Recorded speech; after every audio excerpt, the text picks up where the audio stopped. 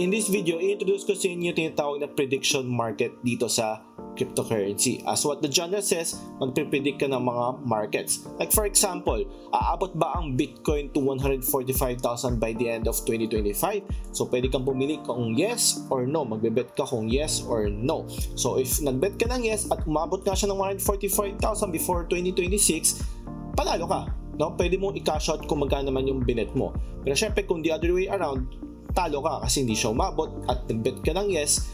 Pag gusto mo nang ibenta yung shares mo na yes, palugi ka. Now dito sa papakita ko sa inyo prediction market na platform, ang maganda dito, kahit sino pwedeng gumawa ng market. Whether gusto mo local na election, BBM, politics, or gusto mo international, kahit sino pwedeng gumawa.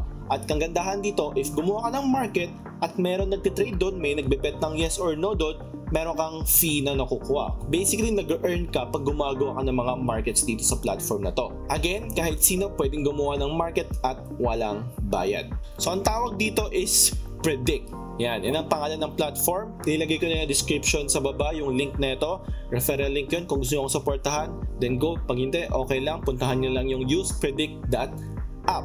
Here, try ko muna mag-disconnect para alam nyo kung paano mag-sign in, paano mag-start dito. So, soon magkakaroon siya ng app sa Google Play and App Store, but for now, PC version pa lang siya.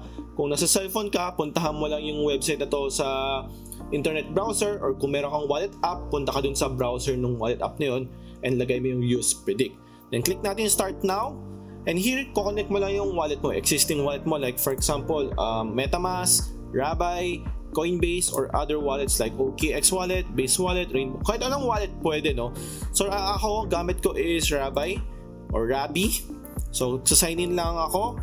Once na nakapag-sign in ka na, pwede ka na mag-start mag-deposit. So pwede ka mag-deposit ng USDT, USDC sa Solana, USDT sa Tron, or USDT, USDC sa Ethereum. So ang kailangan mo lang gawin is mag-transfer ka lang dito sa wallet address na to, copy mo lang, and then punta ka sa wallet mo, then sisend mo lang USDT or USDC sa Solana. Make sure tama yung coin na sinisendan mo at nasa tamang network. Kasi pag nagkamali ka, baka hindi mo makuha, baka hindi pumasok sa loob yung pera mo at baka mawala pa. So make sure double check nyo lagi yung kinakopy yung address at tama yung coin na nilalagay nyo. So kung gusto mo i-withdraw, ganun lang din yun. So click mo na anong coin, anong network, lagay mo yung address mo, then magkano, then request ka ng withdrawal. So balik tayo sa dashboard. Makikita mo sa dashboard, marami nagki-create ng markets. Actually, medyo bago pa lang tong platform na to. Kaka-launch lang talaga nila, kakalabas lang nila ng beta. And mapapansin mo, marami nang gumagawa ng mga markets at makikita mo rin ano yung mga trending markets. Here, makikita mo, for example, ito, will Trump meet with Xi Jinping by December 31? Try natin i-click to, makikita mo yung market. So, pwede ka mag-bet ng yes or no. So, here, mapapansin mo, majority ay nagbe-bet ng yes. Kaya mapapansin mo, mas mataas, no? So, pag naglagay ka ng 10 USDT, mas maliit ang share makukuha mo kasi binabayaran mo yung yes share at ay higher price, 81.5. So, mas maliit ang shares na makukuha mo. Pero, pag nag-bet ka naman ng no, ang makukuha mong shares ay mas malaki. So, in case hindi nga matuloy ito, di sila mag-meet, mapapansin mo, babagsak ng babagsak yan, tataas yung price ng no na share. Kung saan, once na tumasa siya, pwede mo nang ibenta yung no na share mo at a profit. Alright? So, here, like say, nag-bet ka ng yes dito at 81.5%, tapos makikita mo, next week, next 2 weeks, bigla siya naging 90%. Ibig sabihin nun, at a profit ka na pag gusto mo na siyang ibenta. Pero syempre, pag nagbenta ka at a lower price, sabihin natin, naging 70 cents na lang to, at gusto mo siyang ibenta, syempre, yung shares mo na 12 shares, times 70, mas maliit ang makukuha mo at a loss ka. Isipin mo na lang yung yes price, yung yes is a yes token, no naman is a no token para dito sa prediction market na to. So binibili mo yung yes at this price at pag bumagsak siya, edi bebenta mo siya at a loss.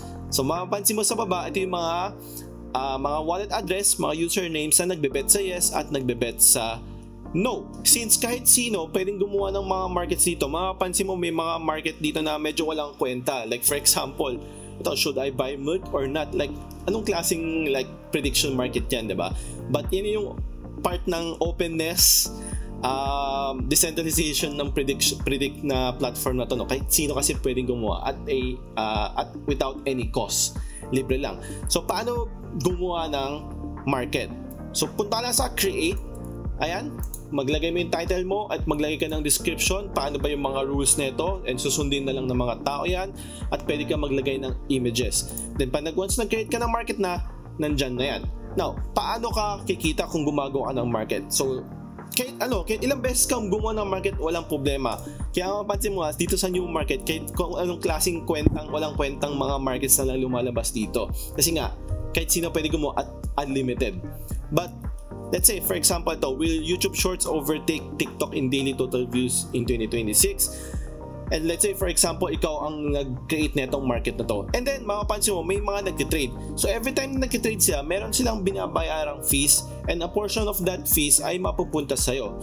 So pag gumawa ka ng magandang market, talagang matinong market kung saan maraming gusto mag-trade, kikita ka, no? Meron kang ma-earn na fees dito. So nai-incentivize ka gumawa ng maraming market na matino para mag-bet ng yes or no yung mga users dito. Now, as you can see, biglang nag-adjust yung price. Ibig sabihin nun, kasi nga maraming nagbe-bet ng no. Mapapansin mo, ang no price ay nasa 90 cents. Bakit ang taas ng price ng no? Kasi mas maraming tumataya sa no. So every time na maraming tumataya sa no, tumataas yung price niya. So pag dumadami naman yung yes, bumabagsak naman yung price ng no.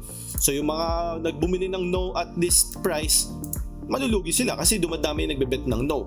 Bakit marami magbebet ng no? Kasi dito na pumapasok yung possible na inside information kung saan nakikita na mukhang masasurpass ng YouTube Shorts yung TikTok, bigla na magkakaroon ng surge ng mga yes holders. So hopefully, nasa tamang direction ka, nasa tamang price ka, or nasa tamang token ka na binili mo. Now, punta naman tayo sa profile natin. Dito sa profile natin, makikita mo yung wallet balance mo, makikita mo yung mga stats mo, makikita mo dito may... Now, punta naman tayo sa profile natin, makikita mo dito yung wallet balance mo, tapos yung creator earnings mo. So pag gumagawa ka ng markets at may nagtitrade, dito mo makikita magkano na-earn mong fees sa mga market na yon.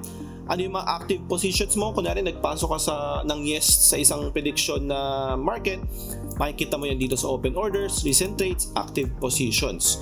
My markets, ito yung sarili mong gawang market. So matatrack mo rin, no?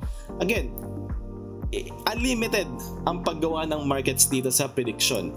But syempre, ang gusto mo nga, gumawa ng market na matino-tino naman yun, talagang may magtitrade. Kasi kung maggagawa ka ng walang kwentang market, sino magtitrade?